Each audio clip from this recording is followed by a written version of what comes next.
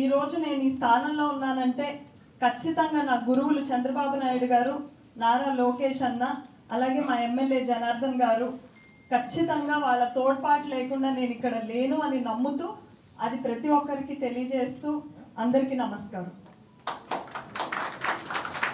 చంద్రబాబు నాయుడు గారి విజన్కి, ఆయన ఆశయాలకు అట్రాక్ట్ అయిన ఒక మధ్య తరగతి అమ్మాయిని నేను. మీ అందరికీ తెలుసు ఎలాగా మీ అందరి ఇంట్లో మనిషిగా నేను పెరిగాను అన్నది. ఈరోజు ఇది రావడం అన్నది నాకు ఆల్మోస్ట్ ఒక 100 స్టేజ్ల మీద స్పీచ్లు ఇచ్చాను, ఎందరో ఎమ్మెల్యేల గురించి మాట్లాడాను, మంత్రుల గురించి మాట్లాడాను, ఆఖరికి మన ముఖ్యమంత్రి గారి గురించి కూడా మాట్లాడాను. కానీ ఈరోజు నాకు దక్కిన ఈ అరుదైన గౌరవం వల్ల నాకు మాటలు రావట్లేదండి. చాలా చాలా చాలా ఆనందంగా ఉంది. ఈరోజు ఇది చిన్న విషయం కాదు. ఎటువంటి బ్యాక్గ్రౌండ్ లేకుండా ఈ గౌరవం ఇవ్వడం అనేది నాకు తెలిసి కేవలం తెలుగుదేశం పార్టీ ద్వారా, కేవలం నారా చంద్రబాబు నాయుడు గారి ద్వారానే సాధ్యం. చాలా ఆనందంగా ఉంది. అదేవిధంగా చంద్రబాబు నాయుడు గారు ఎప్పుడూ అంటారు పదవికి ప్రొఫెషనలిజం జోడించాలి అని. అదేవిధంగా తండ్రి బాటలోనే నడుస్తూ కేవలం మాటల్లో యువతని రాజకీయాల్లోకి పిలవడం కాదు, వారికంటూ ఒక ప్లాట్ఫామ్ క్రియేట్ చేయాలి. ప్రొఫెషనల్స్లో కూడా పాలిటిక్స్లోకి రావాలనుకునే వారు ఉంటారు, వారందరికీ ఒక వేదిక సృష్టించాలి అని సౌత్ ఇండియాలోనే మొట్టమొదటిసారిగా ఆలోచించిన ఒక ప్రొఫెషనల్ ఉన్నారండి. ఆయన వల్ల ఈరోజు మీ చుట్టూ ఉన్న ఎంతోమంది ప్రొఫెషనల్స్ రాజకీయాల్లో తమ వంతు సేవ చేయడానికి వచ్చారు. వాళ్ళెవ్వరికి బ్యాక్గ్రౌండ్స్ లేవు, వాళ్ళ తాతలు మినిస్టర్లు కాదు, వాళ్ళ నాన్నలు ఎమ్మెల్యేలు కాదు, వాళ్ళకున్నది ఒకే ఒక ఆశయం, చంద్రబాబు నాయుడు గారిని ముఖ్యమంత్రిని చెయ్యాలి, ఈ రాష్ట్రానికి మేలు చేయాలి. కానీ మాకు ఆ వారని కల్పించిన ప్రొఫెషనల్ పేరు నారా లోకేష్. ఆ నారా లోకేష్ గారు ఇచ్చిన ఆ ప్లాట్ఫామ్ వల్ల కొన్ని వందల వేల మంది ప్రొఫెషనల్స్ ఈరోజు పాలిటిక్స్లోకి అడుగు పెట్టగలిగారు. ఈరోజు నాకు వచ్చింది పదవి కాదండి, ఒక బాధ్యత. ఈ బాధ్యత వచ్చింది నా ఒక్కదానికి కాదండి, వీళ్ళందరినీ రిప్రజెంట్ చేస్తూ నా ఒక్కదానికి ఇచ్చారు. కాబట్టి ఈ బాధ్యత, ఈ పదవి నాకు వచ్చిందని నేను ఎప్పుడు నమ్మను. ఇది మా అందరికీ ఇచ్చిన గౌరవంగా నేను చంద్రబాబు నాయుడు గారికి ప్రతి ప్రొఫెషనల్ తరఫున, వారి రోజులో ఐటీ ఎంప్లాయీ అంటే ఎంత కష్టపడతారో మీ అందరికీ తెలుసు. పొద్దున్నే 9ంటికి ల్యాప్టాప్ ముందు కూర్చుంటే సాయంత్రం 9, 10, 1, 2 యుఎస్ టైమింగ్లు, ఈఎస్టీలు, యూఎస్టీలు అన్ని టైమింగ్ల్లో మాకు వర్క్ ఉంటుంది. ఆల్ టైమ్ ఎంప్లాయీ మేము యాక్చువల్గా. అలాంటి టైంలో కూడా ప్రతిరోజు మాకు ఎలా ఉంటుందో తెలుసండి, రాజకీయాల్లో మీకు ఇదంతా కొత్త అవ్వచ్చు. మార్నింగ్ 8:30కి ఇక్కడ ఉన్న కోర్ టీమ్ మెంబర్స్ అందరికీ తెలుసు, ప్రతిరోజు గంట కొట్టినట్టు మేము ప్రతిరోజు 8:30కి మీటింగ్ ఉంటుంది.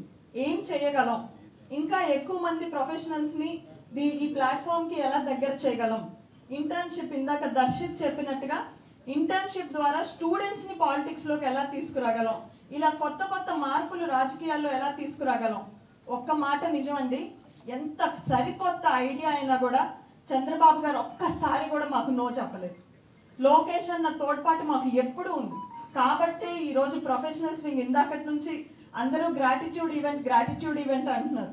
దాని వెనక 1200 మంది చేతులు ఉన్నాయి.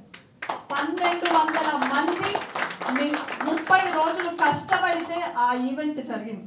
ఎంతో కష్టపడితే ఈరోజు చంద్రబాబు నాయుడు గారు గెలిచారు. కాబట్టి నాకు ఖచ్చితంగా ఈ గౌరవాన్ని మా ప్రొఫెషనల్స్ అందరికీ, యువతకి ఇచ్చిన ఒక గౌరవంగా నేను దీన్ని భావిస్తాను. ప్రొఫెషనల్స్కి ఇచ్చిన ఒక గౌరవంగా దీన్ని భావిస్తాను. దీన్ని చాలా బాధ్యతగా నేను ఖచ్చితంగా నిర్వహిస్తాను. ఫస్ట్ ఈ పదవి ఆ బాధ్యత నాకు రాగానే నేను చేసిన మొదటి పని ఉద్యోగానికి రిజైన్ చేయడం. ఈరోజు నేను టెక్ మహీంద్రా ఎంప్లాయీ కాదు, నోటీస్ పీరియడ్ నడుస్తుంది. ఎందుకు ఉద్యోగానికి రిజైన్ చేయడం అని చాలామంది అడిగారు. శ్రీనివాస్ గారు మీరు కూడా ఆశ్చర్యపోయి ఉంటారు, మా డైరెక్టర్ గారండి కల్చరల్కి. సో చాలామంది ఆశ్చర్యపోయారు ఉద్యోగానికి రిజైన్ చేయడం ఎందుకు అని. చంద్రబాబు గారు ఎప్పుడూ ఒకటే చెప్తారు, ఏ పని చేసినా పూర్తి బాధ్యతతో చేయాలి అని. ఆ సిద్ధాంతాన్ని నమ్మి చేసేది పూర్తి బాధ్యతతో. ఇది క్రియేటివిటీ అండ్ కల్చర్ అన్నది ఓట్లు రాకపోవచ్చండి, కానీ మనందరికీ చాలా ఇంపార్టెంట్ విషయం. ప్రతిరోజు మనకి మిగతా అవన్నీ యూజ్ అవుతాయో లేదో తెలియదు, కానీ ఏదైనా మంచి పని చేసే ముందు దేవుడికి మొక్కుతాము. మన ఇంట్లో భోజనం అన్నం ఎక్కడికి దేశాలన్నీ తిరిగి వచ్చినా మళ్ళీ వచ్చి మన కల్చర్ ప్రకారం మన భోజనం తినకపోతే మనకు కడుపు నిండదు. కాబట్టి కల్చర్ అనేది మనం ఖచ్చితంగా ఫాలో అవుతాం. ఈ కల్చర్ని ప్రమోట్ చేయాల్సిన అవసరం, ఈ కల్చర్ని కళలని బ్రతికించాల్సిన అవసరం కూడా అంతే ఉంది. కాబట్టి దీన్ని నేను ఖచ్చితంగా బాధ్యతగా నిర్వర్తిస్తానని చెప్తూనే ఇంకొక విషయం అండి, ఫస్ట్ కల్చరల్ వింగ్ రాగానే అందరూ ఫోన్ చేసి నాకు కంగ్రాచులేట్ చేస్తూనే కల్చర్ ఇచ్చారేంటమ్మా, మనకి సంబంధించింది కాదు కదా, ఐటీ కానివ్వండి లేదంటే క్లీనింగ్కి సంబంధించింది కానివ్వండి ఇచ్చుంటే బాగుండేదని. మనందరికీ ఇన్స్పిరేషన్ నారా చంద్రబాబు నాయుడు గారు సినిమాటోగ్రఫీ మినిస్టర్గా చేశారు. ఆయన సినిమాల్లో లేరు. మినిస్టర్గా చేసిన తర్వాత కర్షక పరిషత్ చైర్మన్గా చేశారు.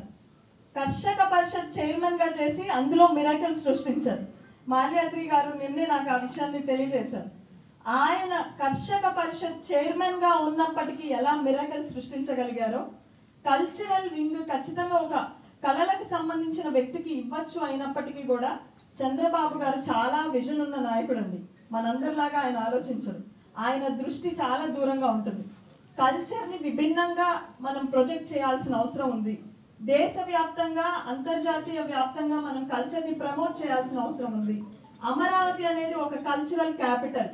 దీన్ని మనం కళలని సంస్కృతిని ఖచ్చితంగా క్రియేటివ్గా మనం ప్రొజెక్ట్ చేయాల్సిన అవసరం ఉంది. దీనికి టెక్నాలజీని జోడించాల్సిన అవసరం ఉంది అని ఈరోజు ఒక ఐటీ ప్రొఫెషనల్కి ఇది ఇవ్వడం అన్నది చంద్రబాబు నాయుడు గారికి మించి ఎవరు ఆలోచించలేదు. కాబట్టి నేను దీన్ని చాలా అద్భుతమైన ఒక బాధ్యతగా దీన్ని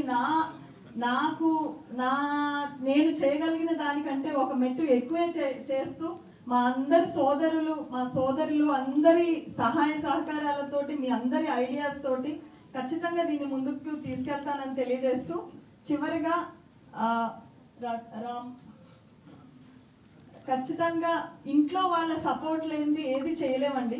అందులో కూడా నేను ఒక అమ్మాయిగా, అందరూ అమ్మాయి అంటే డిఫరెంట్గా చూస్తారు, కానీ మా ఇంట్లో వాళ్ళు ఎప్పుడు కూడా అమ్మాయి అబ్బాయి అన్న భేదం లేకుండా ఖచ్చితంగా ప్రతి ఒక్కళ్ళు ఏ ఆశయాన్ని అయితే అనుకుంటున్నారో, దేన్నైతే సిద్ధాంతాన్ని నమ్ముతున్నారో ముందుకు తీసుకెళ్ళాలి అని ఫస్ట్ మా ఫాదర్ ఫౌండేషన్ లే చేయడం, ఆ తర్వాత నాకు అదే విధంగా అమ్మ నాన్న, ఆ తర్వాత మా హస్బెండ్ కూడా అలాగే కోఆపరేటివ్గా రఘురాం దొరకడం, అత్తయ్య మావయ్య మీ అందరికీ కూడా పాలిటిక్స్లో అమ్మాయిలు రావడం అంటే అంత ఈజీ కాదండి. ఇంట్లో వాళ్ళు ఎంతో సహకరిస్తేనే నేను ఏదైనా కానీ ఒక్క అడుగైనా కానీ వేయగలను. అదేవిధంగా నా ఫ్యామిలీ, ఇక్కడ ఉన్న వాళ్ళందరూ ఫ్రెండ్స్, ప్రతి ఒక్కళ్ళు అర్థం చేసుకొని ఎవ్రీ స్టెప్లో ఈ విజయం నాది కాదండి, మీ అందరిది, ఇక్కడ ఉన్న ప్రతి ఒక్కళ్ళది. Thank you so much. ఈరోజు మీ అందరూ రావడం నాకు చాలా ఆనందంగా ఉంది. ఖచ్చితంగా మీ అందరి ఎక్స్పెక్టేషన్స్కి తగ్గట్టు నేను పని చేస్తాను, కష్టపడతాను. చంద్రబాబు గారికి మంచి పేరు తెచ్చే దాంట్లో ఒక చిన్న పాత్ర నేను కూడా ఖచ్చితంగా పోషిస్తాను. ధన్యవాదాలు. జై హింద్.